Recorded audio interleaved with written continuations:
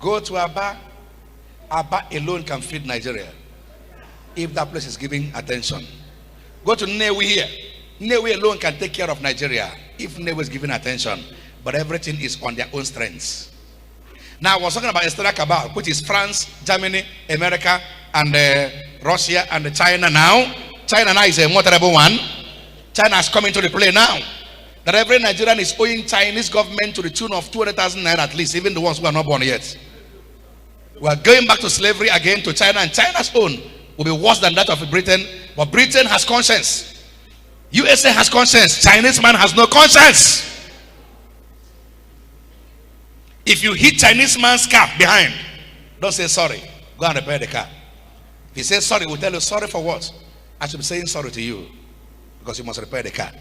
Fall on the ground and roll, you must repair the car. He doesn't hear sorry. Chinese man does not employ a stranger, he employs only Chinese men. Go to their companies. Like in Spain, you know what they do in Spain and Europe? They have an agreement with Spain that any Chinese company that you open in Spain will run for 6 years free. On the 7th year, they will start paying tax. You know what they do in China, in Spain?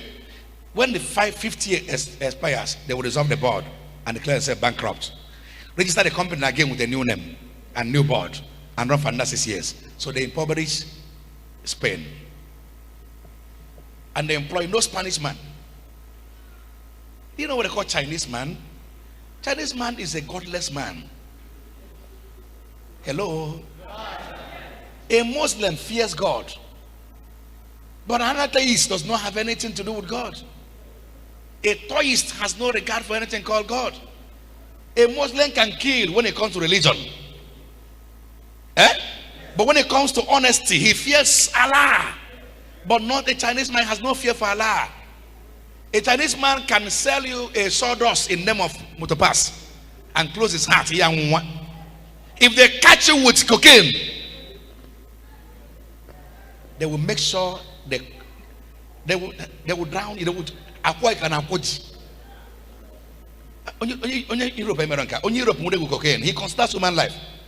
You know what they do? They lock you up, seize all you have, and try to make you better. Teach you, try to get you better. 5 years after, if you are not better, they feel you are better, they release you.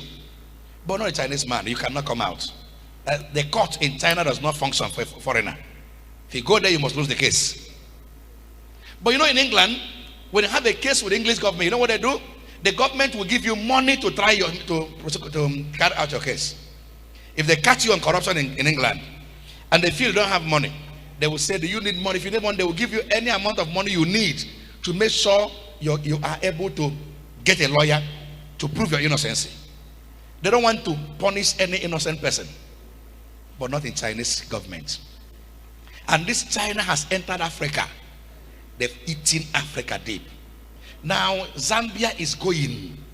Kenya is crunching. Some of these companies like Uganda has gone already. They are now managing their resources because they came in and gave them loan with clauses that are not visible to the eyes. By the time the loan expired, they said you cannot pay the loan because they cannot pay. They said themselves, okay, let's manage your power system, your power company, and your railway station, and your airport for 20, 50, 100 years. Like Zambia is 100 years management of their power system. That means the unborn generation will born into slavery to China. And we have presidents who breathe from their anus and think from their leg. Amassing wealth they can never live to eat. I was asking about the governor recently in Iboland here. They say the governor is now suffering from cancer of the nose. What happened? Say cancer. So what about the money he gathered? Because if you don't have the good smell of a good food, you can't enjoy the food. Men and brethren, our destinies are in our hands. Am I making a point to anybody here at all? Are you sure? Now, let me say this to you categorically. It is nobody else's fault but the effort of the church. The church alone can put in measures for correction. But unfortunately, we line up in government houses begging for peanuts. Even our bishops. A few days ago, some group of bishops came together and declared the 40 days fast for Buhari. When Dr. Maupai was asked to pray for Nigeria by a president of this country. He told the president right in his presence before him, "Sir, I can't pray for God to answer you because God cannot answer your prayer." In the public, said, "If God answers your prayer, I will resign from preaching. Your government is a government of the wicked and only suppressing the poor. Don't care about the poor. God cannot answer your prayer." Other leaders were like, "Shh, shh, shh." He said, "Leave it. I'm old enough to die. Who else will talk?" I know one thing about the truth about the matter. These presidents and governors want an honest man that will tell them to their face what is wrong. They want it, but nobody is willing to do that. Everybody is afraid, looking for their little things. You know, the president later called him and said, "You're my friend from now." They became friends. He said, "Listen, I want you to be my pastor." He said to him, "If I pastor, you will die or I die, because you are not a good man." The man said, "Make me good." They want to be told the truth.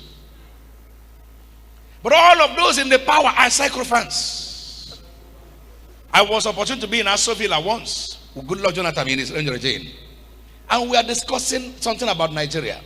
Everybody will stand up and say, "Good luck, you are the best of all that happened to Nigeria. Hey, I wish you are like David of our time. May you rule for 100 years. Everybody, it's a Bible study. Everybody was saying this. Good luck himself now stood up and said, "Sir, this is church.